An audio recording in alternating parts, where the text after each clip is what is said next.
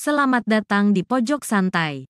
Sebelum Anda mendengarkan audiobook ini, kami menginformasikan bahwa channel ini adalah review audio dari buku yang ada di Indonesia. Untuk membaca keseluruhan buku ini kami menyarankan membeli buku aslinya di toko buku kesayangan Anda, baik offline maupun online. Keberadaan channel ini dimaksudkan untuk membantu Anda mendapatkan pengetahuan dari buku-buku kesayangan Anda.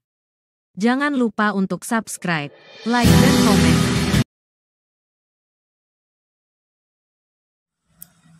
Selamat datang di Pojok Santai, channel khusus yang membahas komik dan novel dengan cara asyik.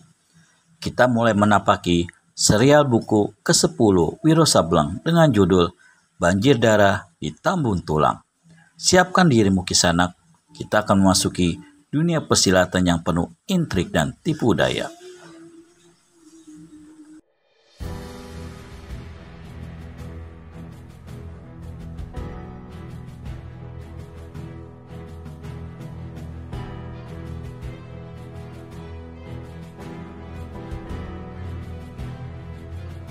Kyai Bangkalan menggelentak di lantai batu dalam gua belerang.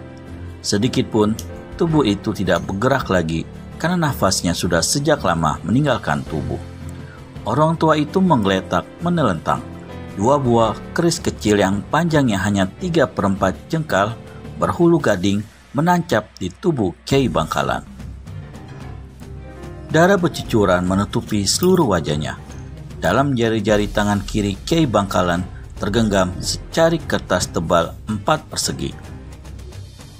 Sedang tepat di ujung jari telunjuk tangan kanannya, yaitu pada lantai batu, tergurat tulisan Tambun Tulang. Pendekar 212 Wiro Sableng yang berdiri di dekat tubuh tak bernyawa Kyai Bangkalan tidak mengetahui apa arti dua buah kata itu. Apakah nama seseorang, yaitu manusia yang telah membunuh orang tua itu, ataukah nama sebuah tempat? Yang diketahuinya ialah bahwa si orang tua telah menuliskan dua buah kata itu pada saat-saat menjelang detik kematiannya, karena ujung jari tangannya dipakai menulis masih terletak kaku di atas huruf terakhir kata yang kedua. Diam-diam Wiro Sableng memaki dirinya sendiri. Lambat aku. Seharusnya dia datang lebih cepat ke gua belerang itu, sehingga nasib malang begitu tidak terjadi di atas diri si orang tua. Kyai Bangkalan tempo hari telah menyuruhnya datang dan menjanjikan akan memberi pelajaran tentang ilmu pengobatan. Kini dia datang terlambat. Kyai Bangkalan hanya tinggal tubuh kasarnya saja lagi. Perlahan-lahan pendekar muda ini berlutut di samping tubuh Kyai Bangkalan. Diperhatikannya kertas tebal 4 persegi yang tergenggam di tangan kiri Kyai Bangkalan. Ternyata kertas tebal ini adalah robekan kulit sebuah buku, dan pada kertas itu tertulis 1000 macam ilmu pengobatan. Wiro Sableng tarik napas panjang yang mengandung penyesalan. Satu kesimpulan lagi dapat ditarik oleh pendekar ini, yaitu bahwa Kyai Bangkalan menemui kematiannya dalam mempertahankan sebuah buku ciptaannya.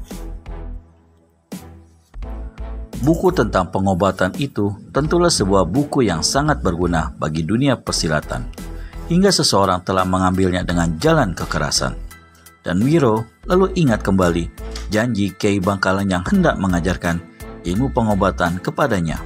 Rupanya orang tua itu telah membukukan seluruh macam cara pengobatan yang diketahuinya.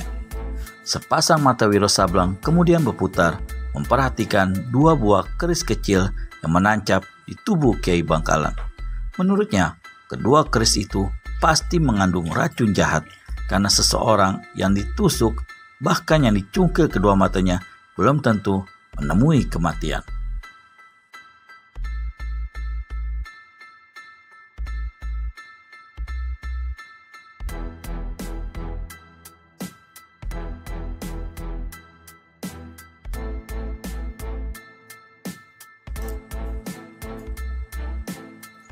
Tak pernah dia sebelumnya melihat keris semacam itu. Kyai Bangkalan bukan seorang berilmu rendah, dan melihat pada keanehan bentuk senjata yang menancap itu, Wiro sudah dapat menduga siapapun pembunuh Kiai Bangkalan adanya, manusianya pastilah bukan orang sembarangan. Dan siapakah kira-kira yang telah melakukan perbuatan terkutuk ini? Untuk beberapa lamanya, Pendekar 212 masih berlutut di situ. Akhirnya dia sadar bahwa dia harus menguburkan jenazah Kiai Bangkalan. Didukungnya tubuh tiada bernyawa itu dan melangkah menuju ke pintu. Untuk terakhir kalinya, sebelum meninggalkan ruangan itu, Wiro memandang berkeliling. Dan saat itulah sepasang matanya membentur sebuah benda. Benda itu tadi tidak kelihatan karena tertindih oleh tubuh Kiai Bangkalan yang menggeletak di lantai. Wiro melangkah mendekatinya. Benda yang mulanya disangkanya cabikan pakaian ternyata adalah kulit harimau. Bulunya bagus berkilat, kuning berbelang-belang hitam. Apakah Kiai Bangkalan telah bertempur melawan harimau? Mana mungkin seekor harimau bisa menancapkan 2 buah keris aneh di mata orang tua itu? Atau mungkin harimau siluman?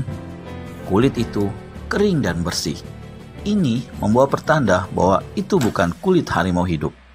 Pendekar 212 Wiro Sableng masukkan robekan kulit harimau itu ke dalam saku pakaian, lalu meninggalkan ruangan batu tersebut dengan cepat. Langit di ufuk timur mulai terang disorot sinar merah kekuningan sang matahari yang hendak keluar dari peraduannya. Katulistiwa detik demi detik kelihatan dengan jelas. Di bawah sorotan sinar matahari, air laut laksana hamparan permadani yang indah sekali. Kemudian matahari pun keluarlah tersembul di ufuk timur, merupakan sebuah bola raksasa seolah-olah muncul dari dalam lautan luas. Sepasang mata Pendekar 212 tiada berkedip memandang ke arah timur itu. Telah 5 kali dia melihat kemunculan sang surya di tengah lautan.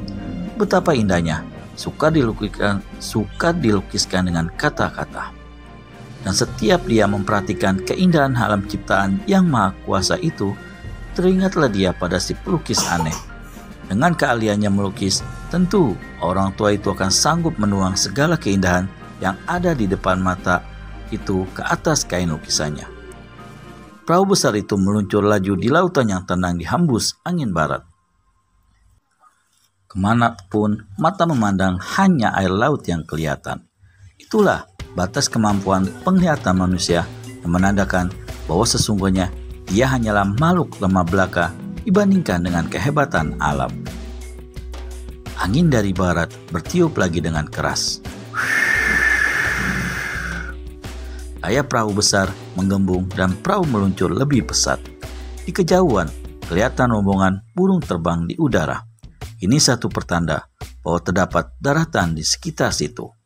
Namun demikian, daratan itu agaknya masih terlalu jauh hingga pandangan mata tak kuasa menangkapnya. Puas memandang keindahan laut di waktu pagi itu, maka Wiro Sableng memutar tubuh. Dia melangkah ke buritan. Seorang laki-laki berbaju hitam berdiri di buritan itu dan memandang tajam-tajam ke arah langit di sebelah tenggara.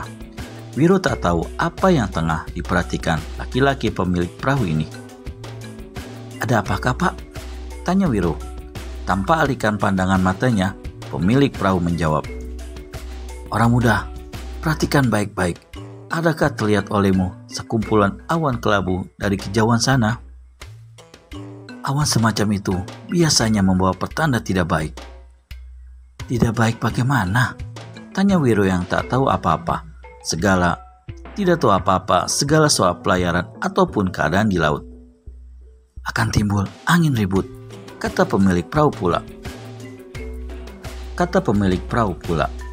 Lalu dia pergi ke haluan dan menyuruh anak buahnya merubah arah menjauhi awan kelabu itu. Wiro Sableng angkat bahu.